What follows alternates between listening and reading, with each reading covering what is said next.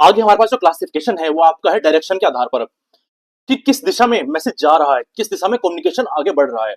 तीन हमारे पास इसमें आ जाते हैं, वर्टिकल, लेटरल और diagonal communication. Right students, vertical, lateral और डायगोनल कम्युनिकेशन। अब देखो इसका अगर मैं आपको अर्थ बताऊं तो वर्टिकल का मतलब होता है जब कम्युनिकेशन आपका ऐसे जा रहा हो, ऊपर नीचे जा रहा हो, चाहे ऊपर जा रहा हो चाहे नीचे जा रहा हो, ये आपका है वर्टिकल कम्युनिकेशन। अब आप लोग इसका उदाहरण क्या होता है, तो जैसे आप किसी ऑफिस में हो, तो ऑफिस में क्या होता है कि अगर आपको मैनेजर को फिर सीनियर को कोई बात आनी है, कोई कंप्लेन करनी है, कोई जानकारी देनी है, या फिर ऊपर से कोई ऑर्डर आना है, अनाउंसमेंट आनी है, तो सारी चीजें किस प्रकार से हो रही है, क्रोनोलॉजी में क्रम अनुसार हो रही है, एक श्रृंखला अनुसार हो रही है, जो कि इस प्रकार से है कि मैनेजर ऊपर है, क्लर्क नीचे है, क्लर्क नीचे है, मैनेजर ऊपर है। तो अगर क्लर्क देगा मैनेजर को जानकारी तो ऊपर जाएगा कम्युनिकेशन, मैनेजर देगा क्लर्क को जानकारी तो नीचे आएगा। तो ये आपका वर्टिकल जा रहा है, ऊपर नीचे जा रहा है। लेटरल का मतलब है आपका इस प्रकार से, ठीक है।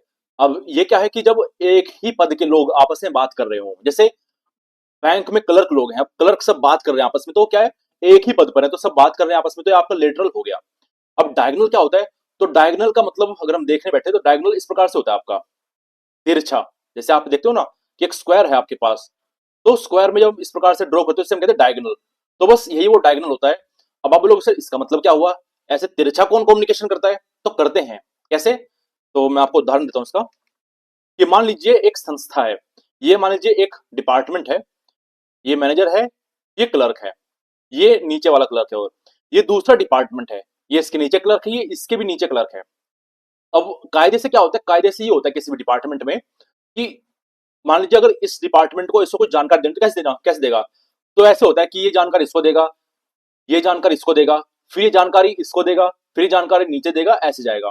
तो इससे हम कहते हैं एक प्रकार से फॉर्मल स्ट्रक्चर में ऐसे होता है। लेकिन मान लीजिए, क्योंकि देखो क्या होता है कि देखो मैनेजर मैनेजर जानते हैं, लेकिन क्लर्क मैनेजर से बात नहीं कर सकता डायरेक्ट, दूसरे डिपार्टमेंट के। लेकिन क्या हो कि क्लर्क कोई जानकारी सीधा डायरेक्ट इसको दे रहा हो, या फिर ये कोई जानकारी इसको डायरेक्ट दे रहा हो, तो क्या होगा, डायगोनल कम्युनिकेशन कहलाएगा।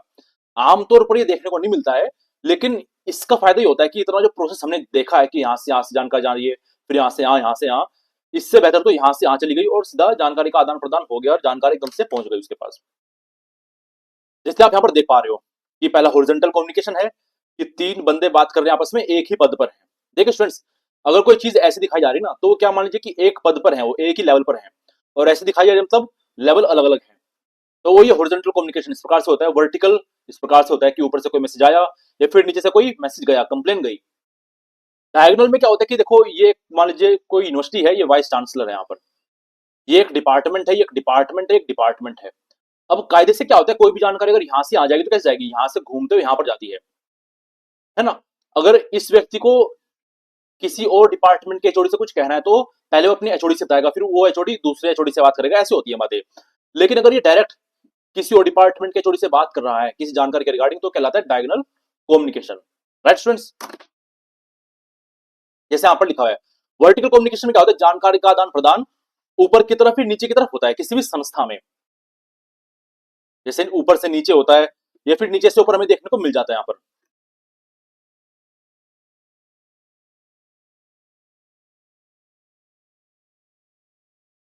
राइट, ठीक है। और अब इसमें हमारे पास दो चीजें आ जाती है, एक तो डाउनवर्ड कम्युनिकेशन और एक आपका अपवर्ड कम्युनिकेशन। डाउनवर्ड कम्युनिकेशन क्या होता है, जब कोई जानकारी अनाउंसमेंट ऊपर से नीचे आ रही हो तो होता है आपका डाउनवर्ड कम्युनिकेशन।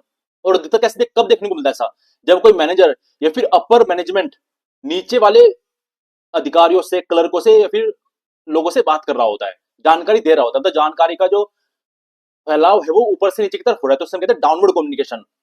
टॉप मैनेजमेंट से सबऑर्डिनेट की तरफ जब आता है, जैसे इंस्ट्रक्शन दी गई, कोई टास्क दिया गया आपको, कोई पॉलिसी आपको बताई गई, जैसे कोई मैनेजर है अपने एम्प्लॉय को कोई काम दे रहा है, ये आपका डाउनवर्ड कम्युनिकेशन हो गया। सीईओ पॉलिसी मेमो भेज रहा है सभी को, ये आपका डाउनवर्ड हो गया। सुपरवाइजर अपने ट्रेनिंग को गाइडलाइन दे रहा है, अपने ट्रेनी को ट्रेनिंग गाइडलाइंस दे रहा है, तो आपका डाउनवर्ड कम्युनिकेशन ही हो जाता है। देन अपवर्ड कम्युनिकेशन क्या होता है,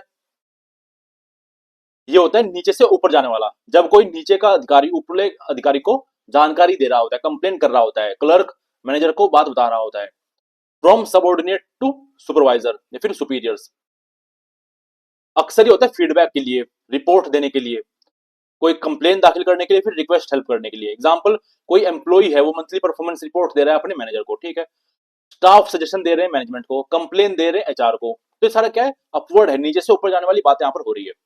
दूसरा आपका लेटरल कम्युनिकेशन, मैंने आपसे बताया, जहां पर कम्युनिकेशन क्या होता है कि दो या दो से अधिक व्यक्तियों के बीच में होता है एक डिपार्टमेंट में सेम लेवल पर। जब सेम लेवल पर बातें हो रही तो आपका लेटरल कम्युनिकेशन फिर हॉरिजॉन्टल कम्युनिकेशन कहलाता है। एग्जाम्पल, एक क्लर्क दूसरे क्लर्क से बात कर रहा है, एक स्टूडेंट दूसरे स्टूडेंट से बात कर रहा है, एक प्रोफेसर दूसरे प्रोफेसर से बात कर रहा है, एक हवलदार दूसरे हवलदार से बात कर रहा है, एक इंस्पेक्टर दूसरे इंस्पेक्टर से बात कर रहा है, आपके एक ही लेवल पर रहते हैं। और अधिकतर इसका उद्देश्य होता है कि जानकारी का आदान प्रदान करना, कोऑर्डिनेशन करना, ठीक है, सहयोग दिखाना। एग्जाम्पल, दो मैनेजर हैं अलग अलग डिपार्टमेंट की, बातें कर रहे हैं, ठीक है, टीम मेंबर बातें करेंगे किसी प्रोजेक्ट पर, डिपार्टमेंट दो या दो से अधिक डिपार्टमेंट की मीटिंग चल रही है तो वे सब बातें कर रहे हैं। तीसरा स्टूडेंट इसमें आपका है डायगोनल कम्युनिकेशन। जैसे मैंने इसमें पहले आपको बताया कि अलग अलग डिपार्टमेंट में जब अलग अलग पद के लोग डायरेक्टली बात कर रहे हैं, मान लीजिए हिस्ट्री डिपार्टमेंट का कोई क्लर्क पॉलिटिकल साइंस के डिपार्टमेंट के एचओडी से बात कर रहा है डायरेक्ट, तो आपका डायगोनल कम्युनिकेशन हो जाता है। हालांकि ये बहुत मुश्किल होता है ऐसा, क्योंकि एक प्रकार से उनके बीच में वो होता है ना कि एक ईगो बैरियर आ जाती है कि नहीं, एक क्लर्क कैसे बात कर सकता है, तो पूरा क्रोनोलॉजी फॉलो करवाते हैं कि डिपार्टमेंट के एचओडी से बताओ, एचओडी मुझे बताएगा, मैं उसको बताऊंगा, फिर ऐसे घूम कर आएगी बातें। तो communication that cuts across organization levels and department, की जो ऑर्गेनाइजेशन का लेवल है, डिपार्टमेंट्स है कि यहाँ से मैं जानकारी यहाँ दूंगा, फिर यहाँ से यहाँ दूंगा, यहाँ से यहाँ जानकारी जाएगी, इन सब कट करके वो सीधा इसको जानकारी देते हैं, तो आपको डायगोनल कम्युनिकेशन कहलाता है।